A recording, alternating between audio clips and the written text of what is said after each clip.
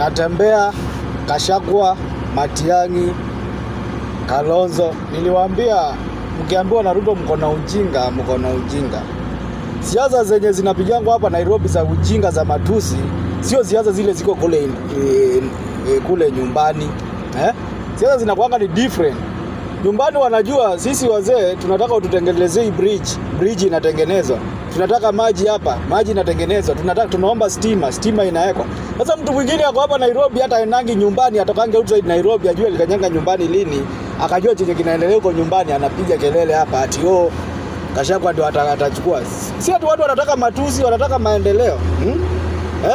Tutengenezee bridge, umetengeneza. Tuletee maji hapa, tuunganishe hii maji imeunganishwa. Tuunganishie stima inaunganishwa. Na alafu wewe uko Nairobi unapiga kelele unasema huyu mtu ni mwizi, unapiga siasa za kikumbavu ambao haziwezi peleka watu mahali. Ndio maana nilikuwa na ile wakati Raila anashindana na Ruto, niliwaambia kabisa Ruto atanyorosha Raila. Sababu mimi nilikuwa natembea Kenya karibu yote. Si ati ninakaa pale pamoja. Nikitoka Mombasa mimi ndio huyo navukia hapo naenda mpaka Orohoro border. Ninasikiza siasa huko pale nalala, pale nasimama kote nasikiza siasa vile ziko.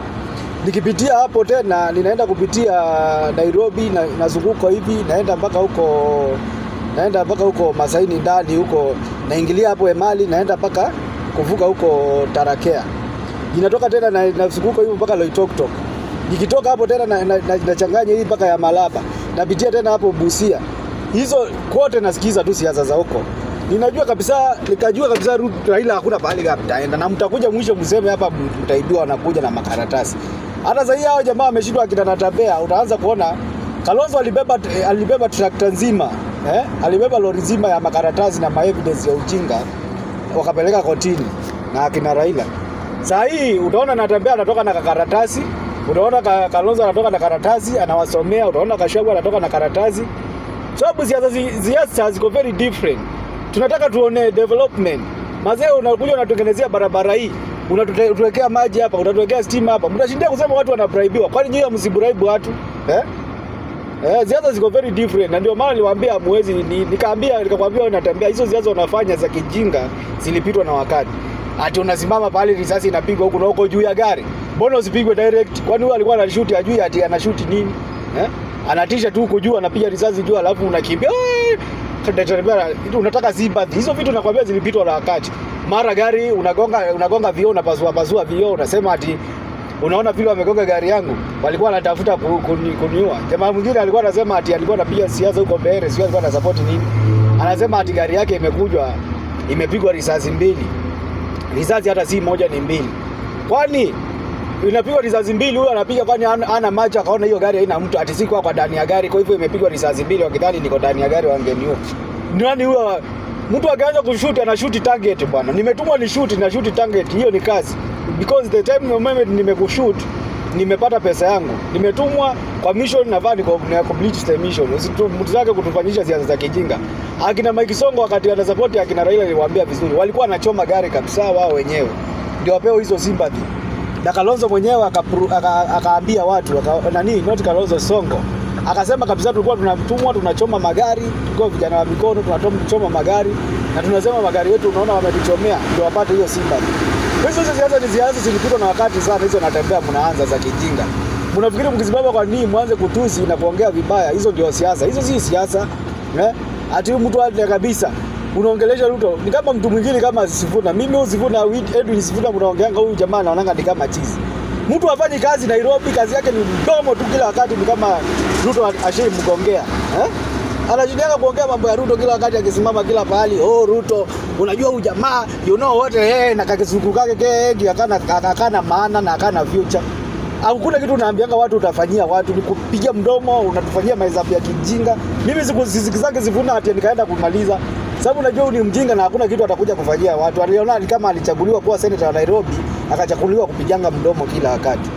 Other times nyamaza. Kuna watu wananyamazanga viongozi lakini wanarudingi ukiwauliza wamerudi kama mara 3 mara 4 na wananyamazanga hata waongeangi. Lakini wanafanya maendeleo. Wao wanajua nilichaguliwa na wananchi, nifanyie wananchi kazi. Sikuchaguliwa na wananchi nishinde kupiga mdomo ambao una solution. Leo hii mnaweka mjadala kwa bunge, mnashindia kuchangia mjadala na hakuna pale unapelekwa, unaishia hapo, mnaanza wengine next time. Na kila wakati you are so active kuongea hizo maneno. Unaona Babu Owino alinyamaza. Sasa hii unasikia yeye ndo alikuwa number 1 kwa kwenye wameperform sana. Kwa sababu gani? Aliona hii mdomo mwingi wa kushindia kupiga hapo kwa parliament haitasaidia na haitafanya maendeleo. Lakini yeye chenye alichaguliwa na wananchi si hiyo. Ni sawa wanafaa kutetea kitu wananchi kule kwa bunge, lakini kitu ambayo inapitishwa ama kitu inataka kuumiza wananchi unafaa uongee. Lakini si kila wakati it must mkipatana kwa meeting sivuna ni lazima uamke uongee. Ni lazima ukuje kila kitu kiletwe wewe ndio una akili kushinda watu wengine. Mimi huo ujinga siwezi fanya, na hata ningekuwa hapa Senate mimi mwenyewe ningekwambia you just be silent at least. Usikize mtu mwingine. Today don't speak, at least listen to another person. Kwa sababu unazunguka mambo yako unaongeanga tu about Ruto. Hata kama Ruto alikugongea, Ruto hakuwa na makosa, demu wako ndo alikuwa na makosa kwa sababu yeye ndo anajua kuna Sifuna na anagongwa na Ruto. Kwa hivyo acha chuki za kijinga, tufanye ni siasa ambazo ni za maendeleo. Ruto amelete mabarabara, Ruto amelete dams Ukambani, Ruto amelete stima, Ruto amelete tunaona viwanja zinatengenezwa huko hizi za kucheza. Tunaona vitu zilikuwa hatuzijui zinaitwa affordable housing. Sasa na nyinyi kujeni siasa zingine zinasema na sisi tutalete hiki na tutafanya hiki na tulatete hiki na tutafanya hiki. Si kuja kutuambia huyu jamani mwizi akwende asikwende sijui nini. Hizo siasa za kikumbavu. Hizo mtafanyisha watoto wametoka shule hao wanajiita majenzi. Hizo ndio mtafanyisha hizo za matusi kwa sababu wao ndio wanajua zile stories za matusi kama hayo.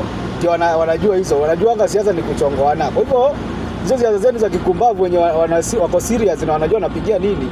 Watawashangaza na mtabaki kusema mnaibiwa. Kama vile sasa hivi mtanajua kuanzia kesho kuta nitaona mkisimama tu kwa mbele hawa watu wa media wa ujinga wanasupportianga vitu hazina ujinga ama blogger na nini. Ambao wanaongeanga vitu zuri za hazina ujinga zenye zinauza viazi. Unajua kama we ni vlogger ukitaka ufaulu hii Nairobi, not everywhere, just talk about Ruto, against Ruto. Hapa Nairobi kama we ni blogger utakuwa na viewers wengi, wanatafutanga ma viewers na wanaongea mambo mengine haifai. Lakini kule ground mambo ni mengine. Sisi tunataka maendeleo. Tukiona maendeleo tukitekelezwa kile tunataka, mashule nini, barabara nini, huyo ndio kiongozi na ndio tutachagua. Mtapiga mdomo na hawatasikiza. Wewe unafikiri wale watu wako kule ground wanashindanga kwa online kama nyinyi? Hadi kutoka asubuhi kwa online ni matusi tu, kutoka asubuhi mnasikiza mpaka jioni. Those people they are not listening to those things. They just see hao watu wanatufanyia nini, sisi tumefanyiwa nini, mtu tumempea kitu ametufanyia nini. Wanaangalianga vitu kama hizo. Kwa hivyo ama watu wa opposition ndio maana niwaambia Gachagua simsikizi, anaongeanga vitu hazina maana za ujinga. Unaona?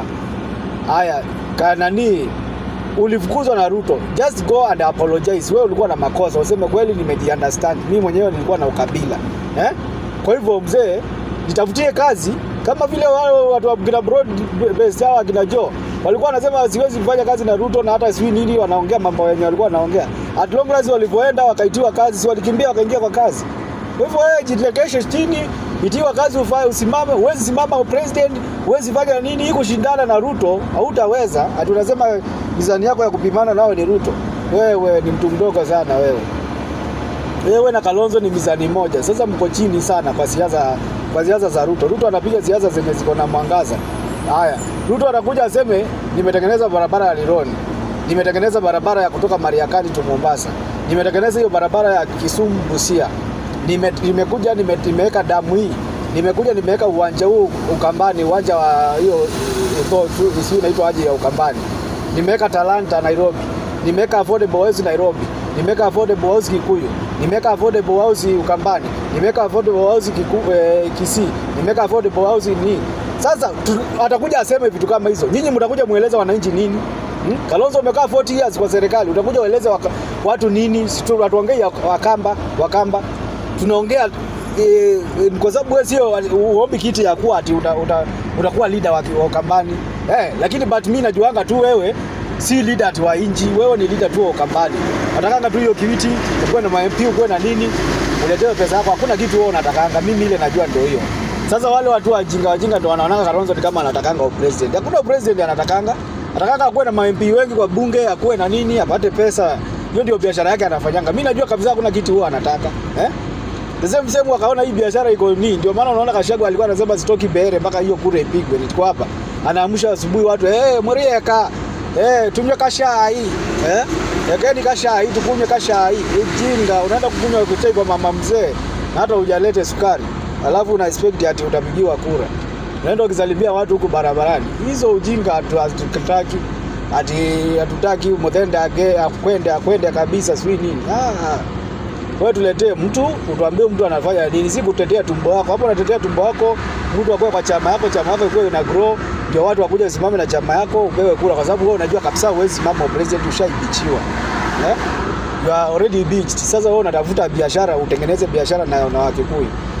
That's why niliwaambia mimi natembeanga. Juzi nilipitia hapo, nilienda huko Embu, nilikuwa huko Meru, nikaingilia hiyo njia ya Kitui. Nikaenda kuingilia Thakaranithi huko, nikapita hiyo, nikaenda nikaacha hiyo njia kwenda Embu, nikaingia na hiyo ya kuzungukia hapo, siku naitwaje hizo tutatu, siku tumage vizuri. Lakini kila pale nilikuwa naenda nikisimama kama nilikuwa nauliza njia, kwa sababu hiyo it was my first route kwenda huko. Nilienda huko nikapitia Meru, nikaenda hiyo njia, nikaacha hii bridge ya Nithi, nikaingia na hiyo barabara inaingia, nikaenda kutokea huko kunaitwa Chuka huko. So mimi si mtu ati naendanga hivi, naendanga nikiuliza. Niliambiwa Gachagua hakuna kitu. Kidiki mwenyewe kwake hajatengeneza. Nilipitia huko kwake, watu hawamtaki Kidiki. Lakini kwa sababu Ruto anafanya maendeleo ndio wanataka Ruto. Na Kidiki ako chini ya Ruto. Kwa hivyo anamtaka Ruto. So nikawauliza vizuri. Nikawa nauliza kila mahali. Wakaniambia hakuna ati Gachagua ni leader wa Mlima. Na nikasema vizuri. Mimi nilikuwa huko, hakuna watu walisema mambo ya Gachagua huko ati Mlima. Hakuna kitu wanajua kitu kama hiyo ati ni leader wa Mlima. So vitu zingine mazee, mkiambiwa huko na watu wenye wanatembea, mnavaa muwasikize na muwashike. Wakaniambia, nikauliza kwa hivyo nyinyi ni Ruto? Wakaniambia sisi si Ruto, lakini kukikuja mtu mwingine ako na afadhali kushinda Ruto, tutampatia kura. Lakini hao watu wanaitwa Gachagua, Kidiki hawana nini. Wakaniambia Kidiki huko kwao hawajafanya kazi, hata barabara ya kwenda kwao ni shida. Haya, ukienda kwa kina Kalonzo hata ameshindwa na kutengeneza kwao, na Kitui hapa tunapajua. Kama ameshindwa kutengeneza kwao barabara na kuweka nini, atasaidia nini hata kiingia kwa hiyo kiti? Wakaniambia Matiang'i wewe mwenyewe wakati wa Uhuru walitoa pesa hii, wakati wa mwisho wakagawana pesa. Uhuru Matiang'i akaenda kununua shamba huko Canada, akaanza kupanda huko na akakaa huko.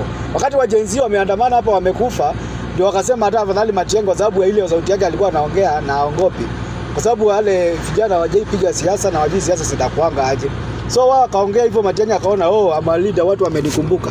Akakimbia karudi hapa Kenya. Utarudishwa huko Canada, mzee. Utarudishwa huko Canada. Haya, tuongelee mambo ya wakaniambia hizo vitu zote, wakaniambia sasa labda kukuje mtu mwingine ako tofauti ndio tunaweza mpea kura kushinda hao watu hakuna kitu.